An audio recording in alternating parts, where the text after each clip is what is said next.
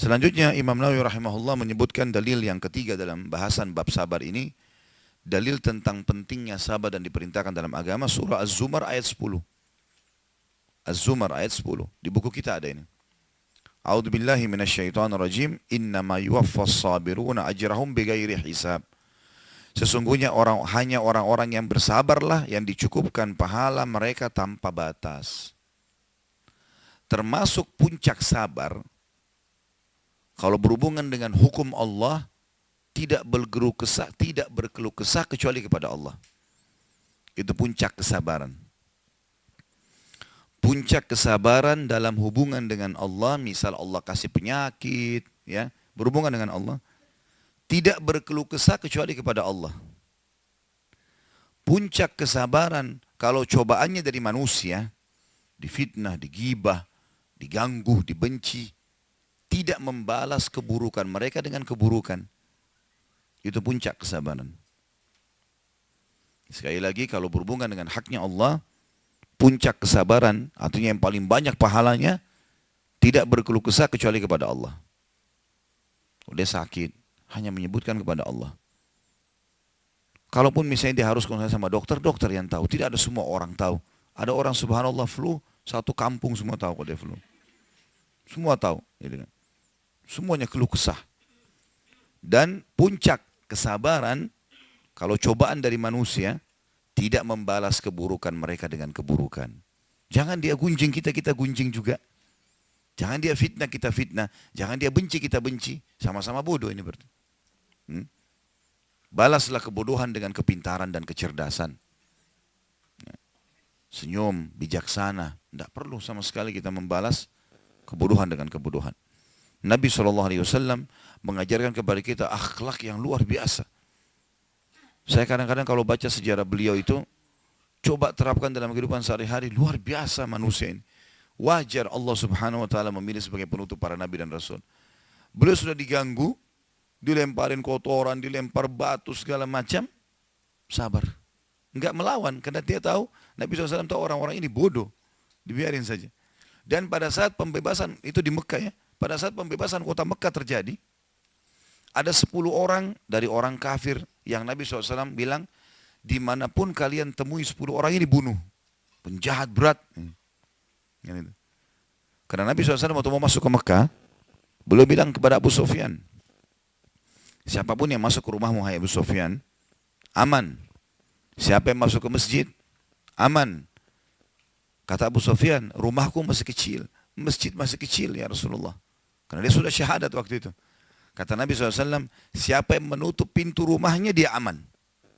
Nanti kalau pasukan muslim masuk ke Mekah, dia nggak ada di jalan, dia dalam rumah aman, nggak akan diganggu. Tapi kalau di jalan ini, bebas hukumnya. Bisa dibunuh, bisa segala macam. Kata Abu Sufyan, kalau ini luas. Dia pun pulang sampaikan kepada orang-orang Mekah masalah itu. Tapi Nabi SAW titip pesan pada pasukan. Siapapun yang kalian temukan masuk masjid haram, ke rumah Abu Sufyan, masuk ke rumahnya masing-masing tutup pintu, jangan ganggu. Kecuali 10 orang. Ini 10 orang harus dihukum. Jahat sekali. Gitu kan? Ternyata dari 10 orang ini, Bapak Ibu sekalian, yang terbunuh hanya 3 orang. Karena mereka pun pada saat bertemu dengan Nabi SAW tidak mau minta maaf. Sombong sekali. Yang 7 orang masih dimaafin. Karena mereka minta maaf dan masuk Islam. Termasuk adalah Wahsy yang membunuh paman Nabi SAW di perang Uhud. Yang menombak Hamzah. Dan merobek dadanya sehingga mengeluarkan jantungnya gitu kan. Itu pembebasan kota Mekah. Nabi bilang termasuk Wahsy. Dimanapun kalian temui. Walaupun dia bergantung pada kiswanya Ka'bah, bunuh.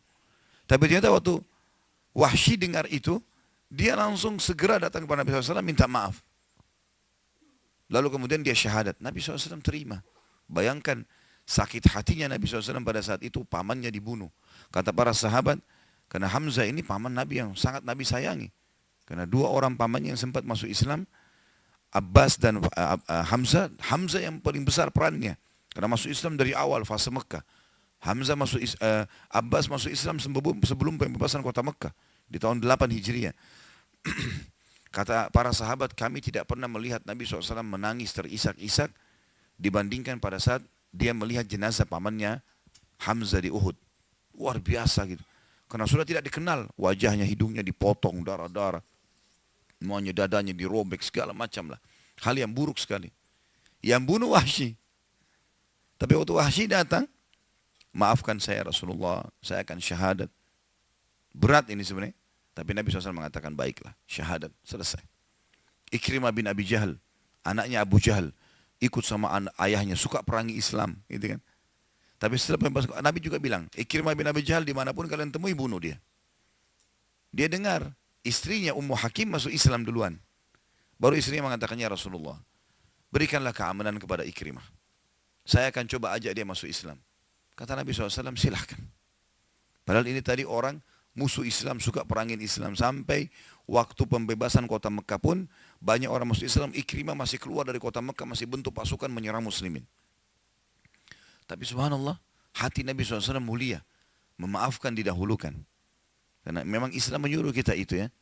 Dan sudah pernah saya jelaskan, kalau orang pun menyakiti atau menyakiti kita, yang paling pertama perintah agama apa? Maafkan. Itu dulu. Nah, misal kalau orang menggibah, orang menggunjing ya, fitnah, yang paling pertama maafin. Baik Ustaz, kalau saya maafin, bagaimana dia? Ya, apakah dia akan lepas dari hukuman Allah? Jawabannya tidak. Tidak usah khawatir soal itu. Karena syarat dia lepas dari hukuman Allah, dia harus minta maaf. Selama dia tidak minta maaf, maka hukuman Allah mengancam dia. Kita disuruh begitu ada orang yang datang mengganggu kita, maafin duluan. Supaya kita dapat pahala. Hati kita jadi bersih. Begitu perintah Allah. Gitu kan. Sudah begitu perintah Allah. Begitu pula dengan pasangan hidup, Bapak Ibu sekalian. Orang mudah memaafkan memang. Gak usah dendam-dendaman. Ya. Jadi WA-WA yang sudah disimpan dari 5 tahun lalu, hapus. Hapus semua itu. Ya. Semua yang pernah disimpan berhubungan dengan suami, hapus. Jangan keluar dari majelis ini kecuali hapus ya. Ya mau hapus BBM atau WA-nya kepada suami yang buruk, saya kasih hadiah buku. Tidak usah ada pertanyaan. Supaya hatinya bersih. Allah bilang wal'afina 'anin nas, dan orang yang suka memaafkan orang lain. Wallahu yuhibbul muhsinin. Allah suka dengan orang yang baik-baik. Jadilah orang baik, ya. Jadi puncak daripada pahala sabar kalau berhubungan dengan haknya Allah, kita tidak berkeluh kesah kecuali kepadanya. Dan puncak daripada pahala kalau seseorang lagi dicoba melalui manusia, maka tidak membalas keburukannya dengan keburukan. Justru sebaliknya memaafkan. Dan ayat surah Az-Zumar akan berlaku pada dua orang ini. Yang berkeluh kesah hanya kepada Allah dan tidak membalas keburukan manusia dengan keburukan yang sama. Yang Allah bilang tadi Az-Zumar, sesungguhnya hanya orang-orang yang bersabarlah yang dicukupkan pahala mereka tanpa batas. Tanpa batas.